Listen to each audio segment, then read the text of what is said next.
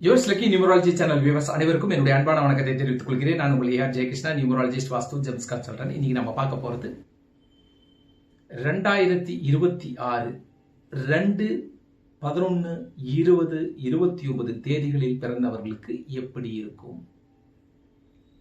2026 உங்களுக்கும் சிறப்பாக இருக்குங்க. எப்படின்னு கேட்டா 2 அப்படின்றது சந்திரனுடைய ஆதிக்கத்தில் உள்ளது. சூரியனுடைய ஆதிக்கம் நடக்கின்ற இந்த வருடம் 2026 என்பது சூரியனுடைய ஆதிக்கம் நடக்கின்ற வருடம். எண் 1 ஆளுமை அதிகமாக இருக்கும். அப்ப எண் 1 அப்படின்றது கிரக அடிப்படையில் சூரியன். அப்போ சூரியன் சந்திரன், அப்ப சந்திரனுடைய ஆதிக்கம் உள்ள 2, 11, 20, 29 தேதிகளில் பிறந்த உங்களுக்கு இந்த வருஷம் கொஞ்சம் யோசிச்சுப்பட்டால் உங்களுக்கு மிகச்சிறந்த ஆண்டா இருக்கும். ஆனா அவசரம் மட்டும் பற்றக்கூடாது. எப்பவுமே 2, 11, 20, 29 தேதிகளில் பிறந்தவங்களுக்கு எப்பவுமே கொஞ்சம் இல்ல, ரொம்ப அதிகமா யோசிக்கிறவங்க, ரொம்ப கன்ஃபியூஸ் ஆகிறவங்க, ரொம்ப குழப்பவாதியவங்க. அதே மாதிரி அதே நேரத்துல எதுலையுமே ஒரு நம்பிக்கை இருக்காது, ஒரு பிடிப்பு இருக்காது. ஒன்று செய்யணும்னா 1000 தடவை யோசிக்கக்கூடியவங்களா இருப்பாங்க. திடீர்னு சில விஷயங்களை டக்குன்னு முடிவெடுக்காமே முயற்சி இறங்கிடுவாங்க. அந்த மாதிரியும் சிலர் இருப்பாங்க. இப்படி அவ்வளவு சீக்கிரம் யாரையுமே நம்ப மாட்டாங்க இவங்க, புரியுதுங்களா? இப்ப நம்ப மாட்டாங்க. சரி, ஒரு விஷயத்துல முழுக்க ஈடுபட்டு கடைசி வரைக்கும் அதுல இருந்து அதுக்கப்புறம் அதுல செய்யலாமா வேண்டாமான்ற ஒரு ஆசோலேஷன் மைண்ட் உங்களுக்கு இருந்துகிட்டே இருக்கும். இப்படிப்பட்ட ஒரு ஆள், ஒரு நபர், அப்படிப்பட்டவங்க தான் 2, 11, 20, 29 தேதிகளில் பிறந்தாங்க.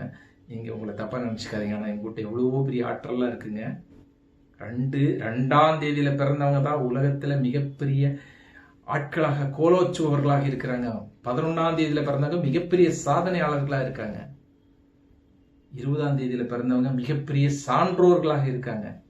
29ல பிறந்தவங்க சந்தோஷமா வாழக்கூடியவங்களாக இருப்பாங்க. எதையுமே பொருட்படுத்தாம வாழ்க்கையில் உச்சத்தை நோக்கியும் மிகப்பெரிய நல்ல எண்ணங்கள் கொண்டவர்களாகவும் இருப்பாங்க. புரியுதுங்களா? வெற்றிக்குரியவர்களாகவும் இருப்பாங்க. அப்போ 2, 11, 20, 29 தேதிகளில் பிறந்தவங்கன்னா சாமானிய ஆட்கள் மட்டும் நினைச்சிடாதீங்க. இவங்ககிட்ட இருக்கிற சில குணங்கள் தான் சொன்னேன். புரியுதுங்களா? அவ்வளவு சீக்கிரம் நம்ப மாட்டாங்க. புரியுதுங்களா? குழப்பவாதிகளா இருப்பாங்க. சந்தேக எண்ணங்கள் நிறைய இருக்கும். இதெல்லாம் இவங்களுடைய இயல்பான குணங்கள். ஆனா இதை தாண்டி மிகப்பெரிய உன்னதமான மனிதர்கள் இவர்கள், புரிஞ்சுக்குங்க. அப்போ இப்படிப்பட்ட ஒரு மனோநிலை உள்ள இவர்கள் இந்த 2026 எப்படி இருக்கும் அப்படின்னு பார்த்தா, கொஞ்சம் யோசிச்சு நிதானமா கரெக்டா செயல்பட்டா மிகப்பெரிய வெற்றிக்குரிய ஆண்டு. ஏனோ தானோன்னு டக்குன்னு ஒரு முயற்சியை எடுத்து டக்குன்னு ஒண்ணுல இறங்கி அவசரப்பட்டு வச்சுட்டோமே சார், லாஸ் ஆயிட்டோமே அப்படின்னு மட்டும் நினைச்சிடாதீங்க. புரியுங்களா? முன்கூட்டியே யோசிச்சு நிதானமா முயற்சி செஞ்சு நீங்க ஒரு விஷயத்தில் ஈடுபட்டால் அது உங்களுக்கு வெற்றியில் முடியும். அப்போ இந்த ஆண்டு உங்களுக்கு அப்படி பார்த்தா மிகச்சிறந்த ஆண்டு தான். ஆக 2026 உங்களுக்கு எதெல்லாம் சிறப்பா அமையும் அப்படின்னு பார்த்தா, நீங்க செய்யற எல்லா நல்ல விஷயங்களும் உங்களுக்கு சிறப்பாகும். இப்போ தொழில் நல்ல விஷயமா சார், தொழில் செய்வோம் யோசிச்சுதான் செய்யணும். தொழில் அடுத்தது கல்யாணம் நடக்கலாம் சார், நல்ல விஷயம் கண்டிப்பா நடக்கும், நல்லதே நடக்கும். அப்போ வேற என்னென்ன செய்யலாம் சார்? நான் ஒரு படிப்புக்காக, உயர்கல்விக்காக ஃபாரின் போகலாம், இல்லைன்னா வேற இடத்துக்கு போகலாமா சார்? கண்டிப்பா நடக்கும். நல்ல விஷயங்கள் எல்லாமே நடக்கும். ஹாஸ்பிட்டல் போறோம் சார், இந்த வருஷம் ஆப்ரேஷன் செய்யலாம்னு இருக்கிறோம் சார் அப்படின்னா, அப்போ செய்யலாமா அப்படின்னா யோசிச்சு நிதானமா செய்யணும். இங்கெல்லாம் யோசிக்கணும். ஏன்னா சந்திரனின் ஆதிக்கம் மிகுதியாக இருக்கிறது உங்களுக்கு. ஆனால் இந்த வருடம் சூரியன் ஆட்சி செய்கிற ஆண்டு, புரியுங்களா?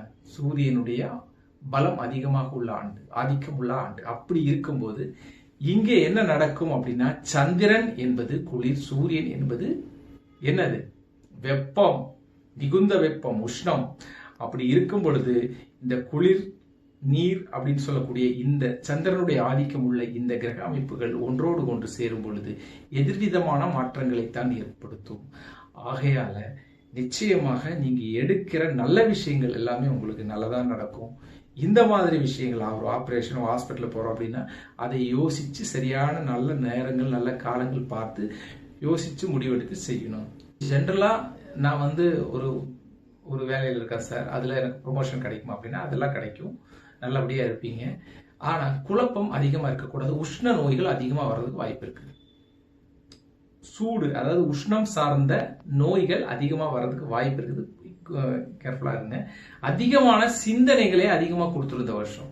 ரொம்ப யோசிக்க ஆரம்பிச்சிருக்கீங்க. தேவையில்லாத யோசனைகள்லாம் வரும், தேவையில்லாத ஆராய்ச்சியெல்லாம் வரும், கடைசியில் எந்த பிரயோஜனம் இல்லை அப்படின்ற மாதிரி ஒரு நிலைக்கு ஆளாக்கப்படுவீர்கள். இது மட்டும் பார்த்துங்க. மனநோய்களுக்கும் ஆளாகிறதுக்கான வாய்ப்பு இருக்குது. மனநோய்னா அதுக்காக பைத்தியக்காரனாக ஆகிறது இல்லை. சின்ன சின்ன யோசிச்சு இது தேவையில்லாதெல்லாம் யோசிச்சு தேவையில்லாமல் யோசிச்சுட்டு டைம் வேஸ்ட் பண்ணிட்டோம்னு நீங்களே ஃபீல் பண்ணுவீங்க. ஓகேங்களா? இந்த மாதிரி எல்லாம் நிலைகள்லாம் ஏற்படும். அடுத்தது பார்த்தீங்கன்னா உங்களுக்கு தேவையில்லாத அலைச்சல்களை எல்லாம் சில நேரத்தில் கொடுக்கறதுக்கு வாய்ப்பு இருக்குது. இந்த தேவையில்லாத அலைச்சல், தேவையில்லாத போக்கு, இதெல்லாம் அவசியமே இல்லை, நம்ம பேசாமே இருந்திருக்கலாம் அப்படின்லாம் யோசிப்பீங்க. இதெல்லாம் கொஞ்சம் பார்த்து நிதானமாக செய்யுங்க. மற்றபடி இந்த வருடம் நீங்கள் எடுக்கின்ற எல்லா நல்ல விஷயங்களுக்கும் உங்களுக்கு சிறப்பாக இருக்கும் என்று கூறிக்கொண்டு இந்த சேனலை லைக் பண்ணுங்கள், ஷேர் பண்ணுங்கள், சப்ஸ்கிரைப் பண்ணுங்கள். நன்றி, வணக்கம்.